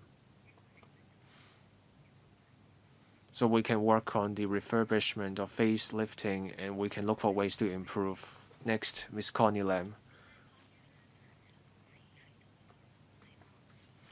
On smart public toilets, the paper and the Undersecretary have told us the refurbishment focuses on the urban areas. Is there a plan for the rural areas, public toilets in the fringe areas of country parks? Are there plans to bring in smart public toilets in those places? In Sai Kung Polo Chair Road, the road will be commissioned soon. At 34 aqua privies in the new territories in Lantau, other outlying islands.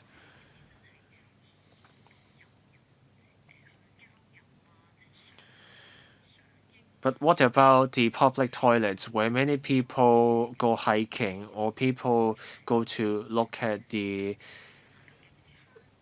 sakura trees or red leaves? In the fringe areas of country parks with many visitors, how's the improvement to the public toilets coming along? I go hiking myself, but the toilets are in a horrendous situation. We want tourists. We want both local and overseas tourists to go hiking, given the magnificent scenery we have. So I would like a program or a timeline on improving those public toilets. Now, on Cheung Kwan O, we just had a street-a-thon. People cross the Cross Bay Link in Cheung Kwan O. It takes an hour and a half when you go on a bike. When you run in the area, the run will be more than an hour and a half, but there is no smart public toilet, not even first aid devices. Some days ago, a local resident passed out while cycling in Cheung Kwan O near the Cross Bay Link. So for this bridge,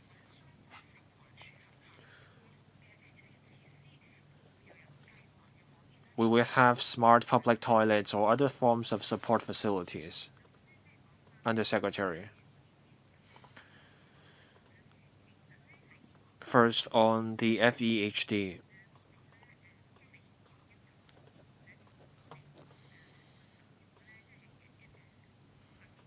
Before 2019, more than 100 public toilets were refurbished. And then from 2019 to 2023, we covered 250 public toilets. In 2024 to 2028, we will cover 430 public toilets under the FEHD. These public toilets will see at least one facelifting or refurbishment exercise. The AFCD attaches importance to the toilets at country parks. The AFCD commissioned a consultancy study on ways to improve public toilets at country parks to make those toilets more hygienic and more pleasant. There are preliminary recommendations. The AFCD is actively following up the recommendations for those toilets.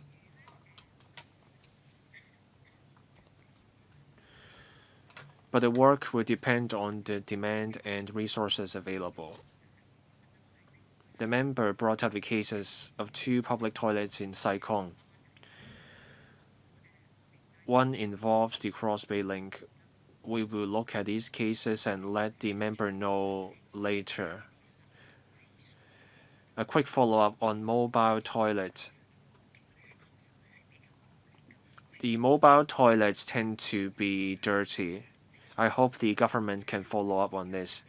Can we have monitors on the hygienic conditions of these toilets, or can we monitor the contractors in ensuring hygiene in mobile toilets? Undersecretary, we do have requirements for the contractors running the mobile toilet. There are older forms of mobile toilets. There are also new models. With the new toilets, there are solar panels powering the mobile toilet.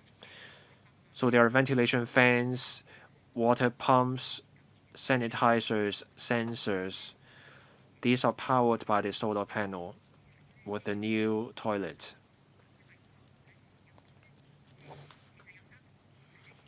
At 30 mobile toilets, these are the new models. The AFCD will look at ways to bring in new mobile toilets. Ms. Judy CHAN.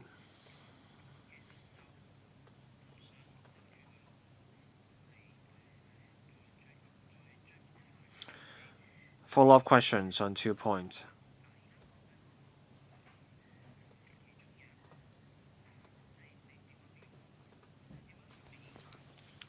On fixing up the external walls of public toilets.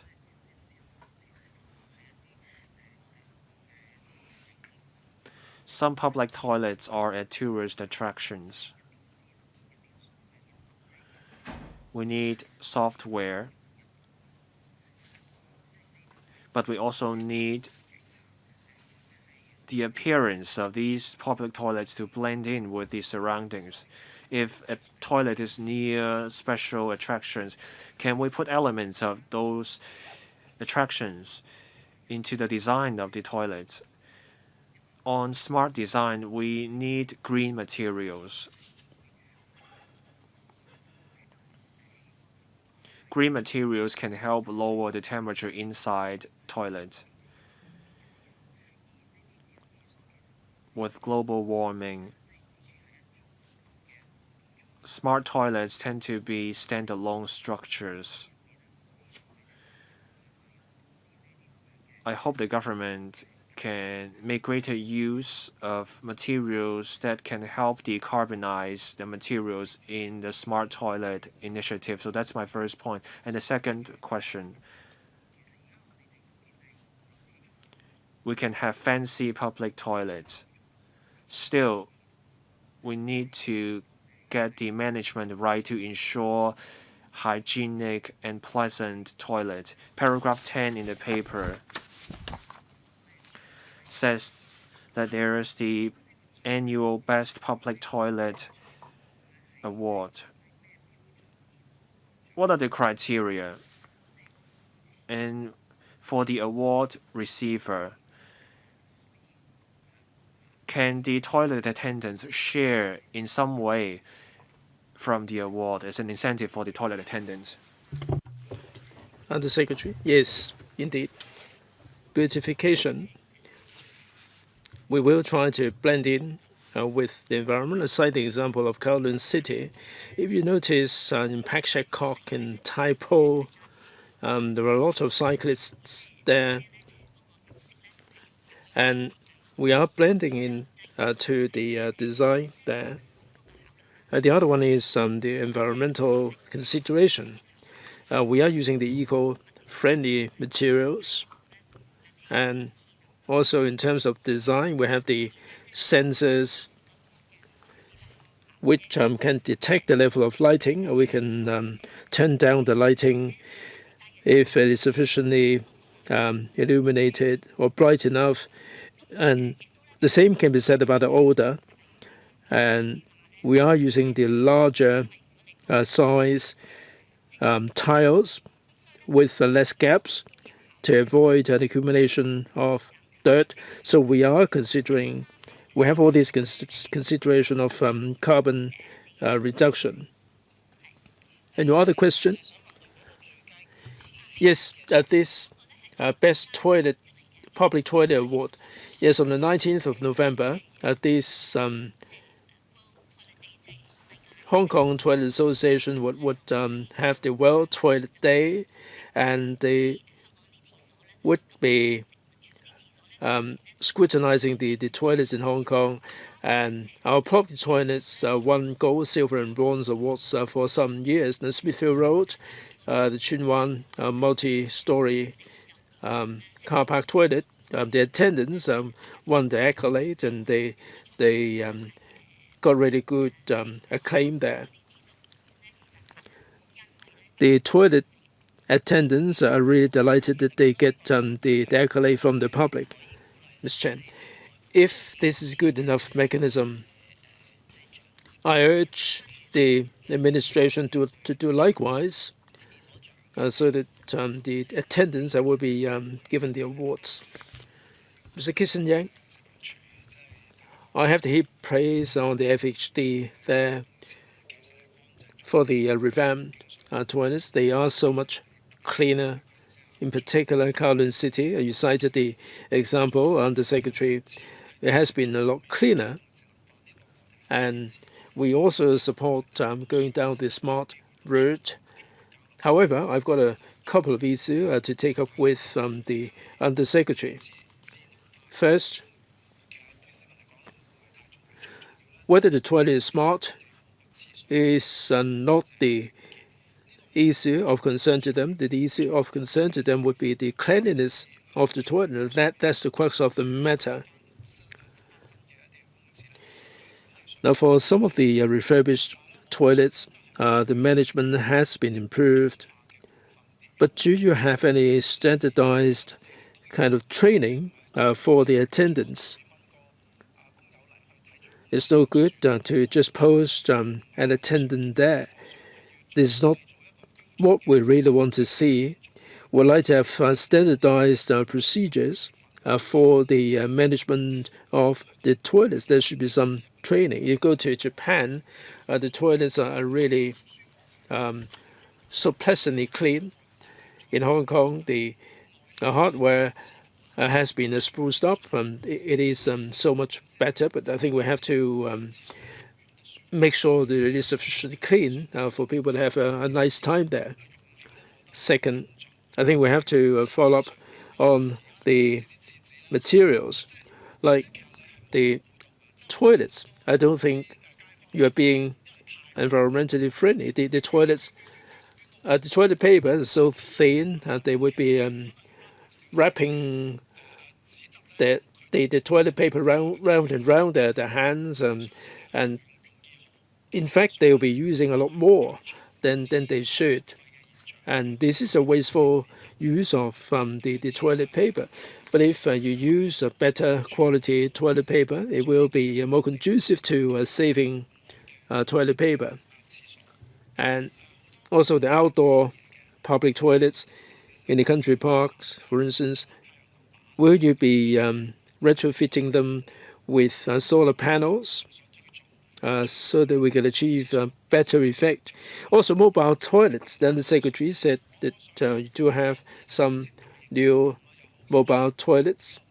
We may have mega events like the marathon and so on, or the concerts. The existing mobile toilets are not really up to par. Now, Madam Undersecretary, you talk about newly designed mobile toilets. Can we have some standards to be formulated so that the manufacturers will be able to design in accordance with our requirements? Because at the moment, the mobile toilets are not really good enough for the public. Undersecretary, 4 things there, management, and the member has got a point there. Now we have this dedicated contract. We have this dedicated contract on a pilot basis for the toilet management services, and the attendants will have to undergo the training offered by the Employees Retraining Board. And the training will last for 12 hours, subject to an exit test. This will be extended to other parts of Hong Kong, and this dedicated contract will become standardized going forward. And also the toilet papers, we do have the requirements specified in the contract. In the smart toilet, we do have the sensors regarding the utilization of the toilet papers. And this kind of management data would be good for the use of the consumables, like public toilets, and improvement can be made there. There are some toilets for which we do have the solar panels.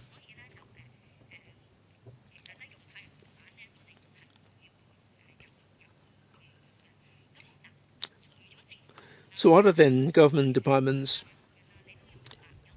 in the country parks,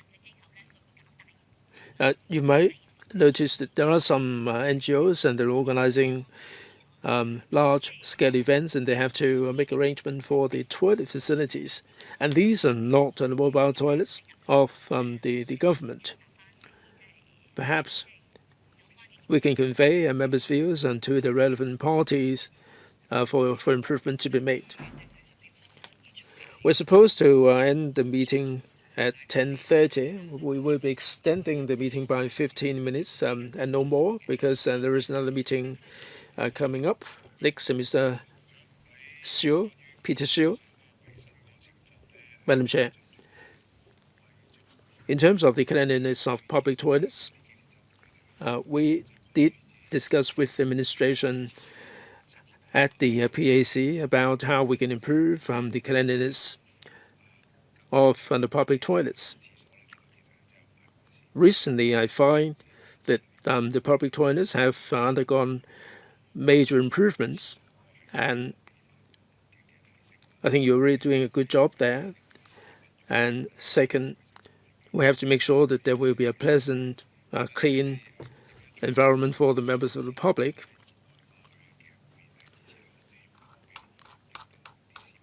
I fully support the smart public toilet system because this would engender a sense of well-being for the public. Now, the paper mentioned this Best Public Toilet Award, and other than steak, I think the carrot would also be very useful. Now, I support this Best Public Toilet Award run by a private organization. But what about the government? You have 600 or so toilets. Perhaps each year you identify 10 best performing toilets and give the award to the attendants. It is important for the toilet attendants to be sufficiently motivated, and this kind of award would be really good. It's far better than the constant inspection. Second, it is also good to have education and publicity. Now we have the ambassador, our tech. Yes, they will be posted on the inside the cubicle.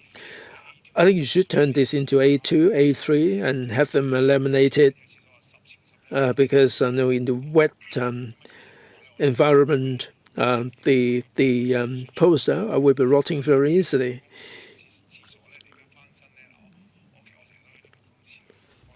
I visit the public toilets a lot to have a look for myself. Now you have the Formica surfacing. Sometimes you have the rusty screws there on the Formica. If you use the stainless steel screw, it will not present the problem. But if you don't use the stainless steel screws, it would develop a rusty spot there, and that would spoil the entire environment.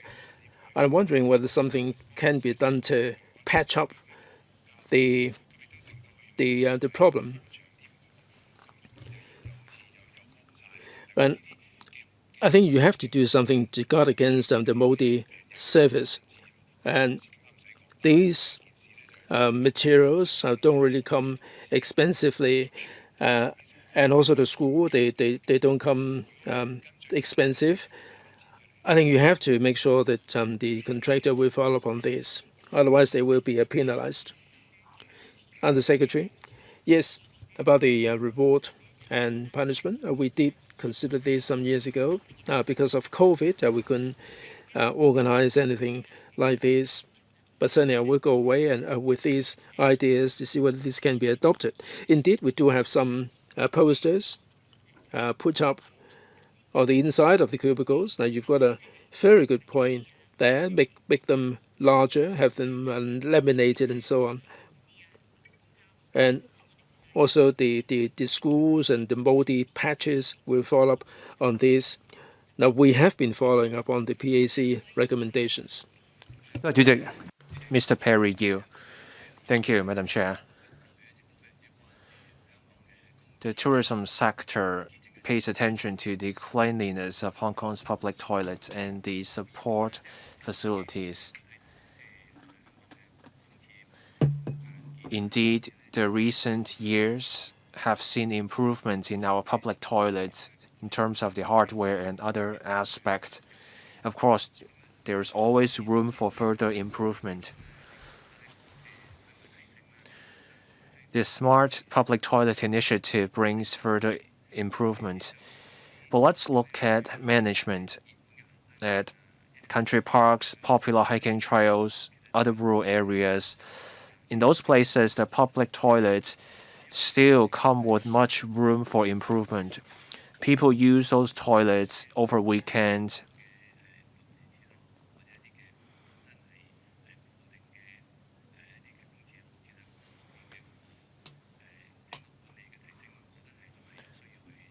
We need to do better in the management of those toilets. Recently, I received a group of university students who came for a visit of electrical. I put 2 questions to them.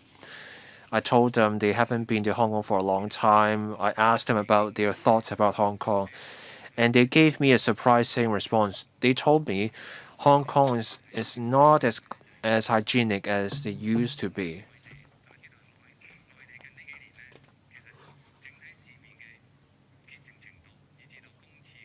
The mainland has made great strides in public cleanliness. So in contrast, when they come to Hong Kong, they think Hong Kong is falling behind in the cleanliness department. So here we must do better. Cleanliness at public toilets weighs on the impression tourists have of Hong Kong. We move slowly and then we are already falling further behind in the cleanliness in toilets. We should put resources where warranted. The management and monitoring need to be done right. No amount of investment in hardware can make up for flawed management in ensuring quality. We have the Best Public Toilet Award, but is there accountability? In the mainland, there is accountability. Someone is held accountable. Even if there's a cigarette butt in a certain area, we can learn from the mainland. That's all from me, Madam Chair. Undersecretary. We agree with Mr. Perry Yu.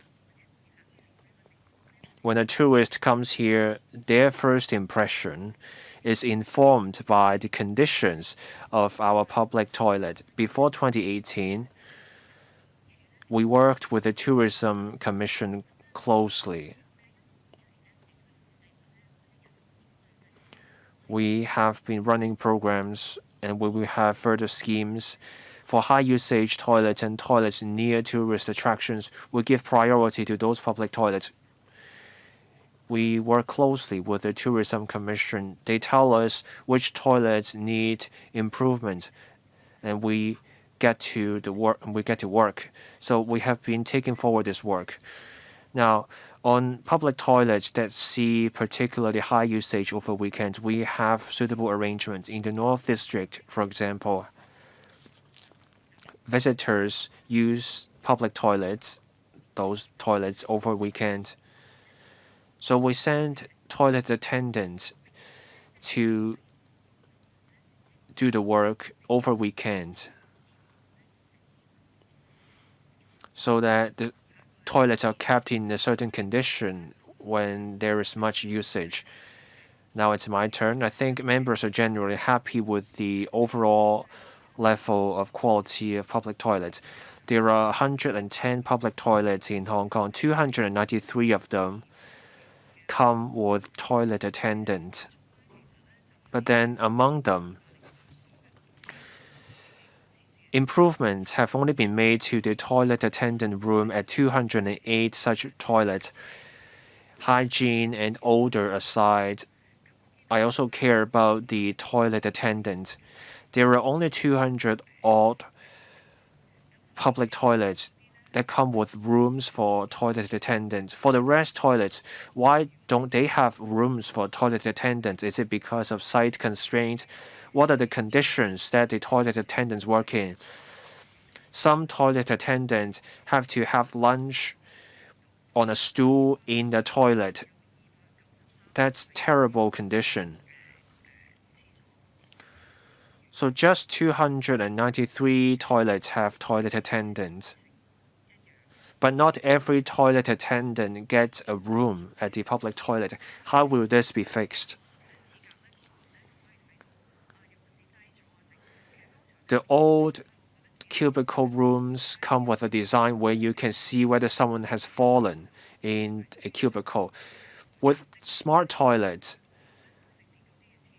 there are unisex toilets.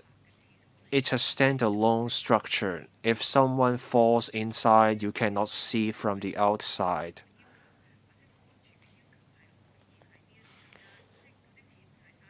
Can we do better with the safety of smart toilets? Instead of focusing on the signal showing whether a cubicle is occupied, should we do more on the safety of smart toilets? There are 33 public toilets without a toilet attendant's room. Now, on Arthur Street, the toilet is undergoing renovation or refurbishment. It will have a attendant's room. As for the rest of the toilets, we will have arrangements for them.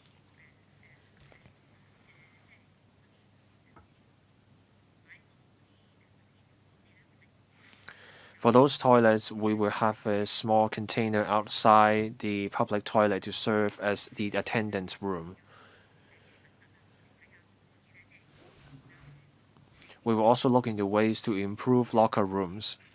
The FEHD, the ASC, and other relevant departments are actively looking at ways to improve the work environment, that is the attendance room for our toilet attendants.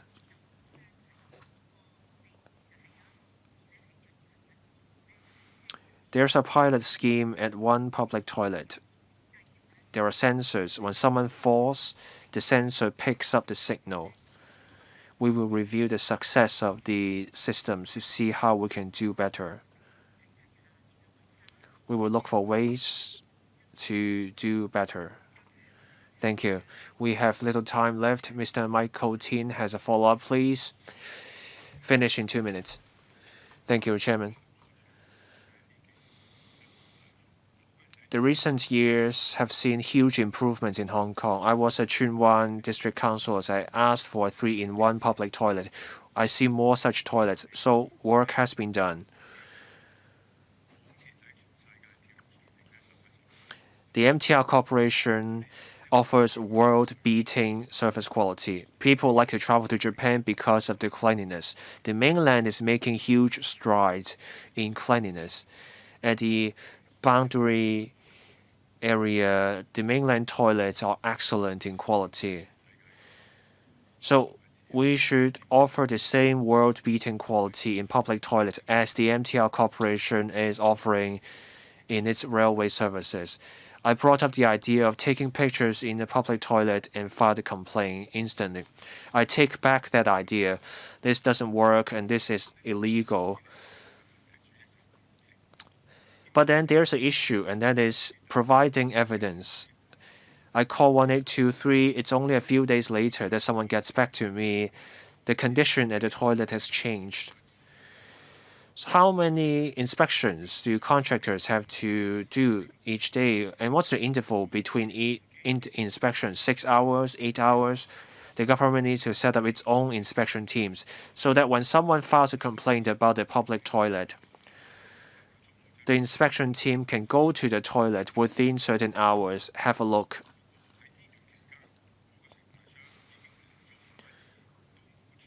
If the contractor fails to fix the issue, you record a demerit point for the contractor and fines the contractor.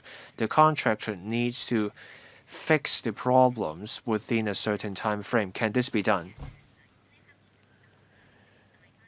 I cannot give a response on that right away. We will look at that. We have to consider resources and the need on shortening contracts from 3 years to 2 years. This involves tendering. The Financial Services and the Treasury Bureau has its own view on this. We have to consult the FSTB before we can decide on anything. Item 4 on the agenda, any other business. Members, on December 6th, I submitted the report of this panel at the council meeting about the work of this panel in the 2023 legislative session. Members, please note that this is the last meeting of this panel in the 2023 legislative session. I thank everyone for their participation and support for the work of this panel. I thank the government for its response. I thank electrical staff for their help. If there's no other business, I adjourn the meeting here. Thank you.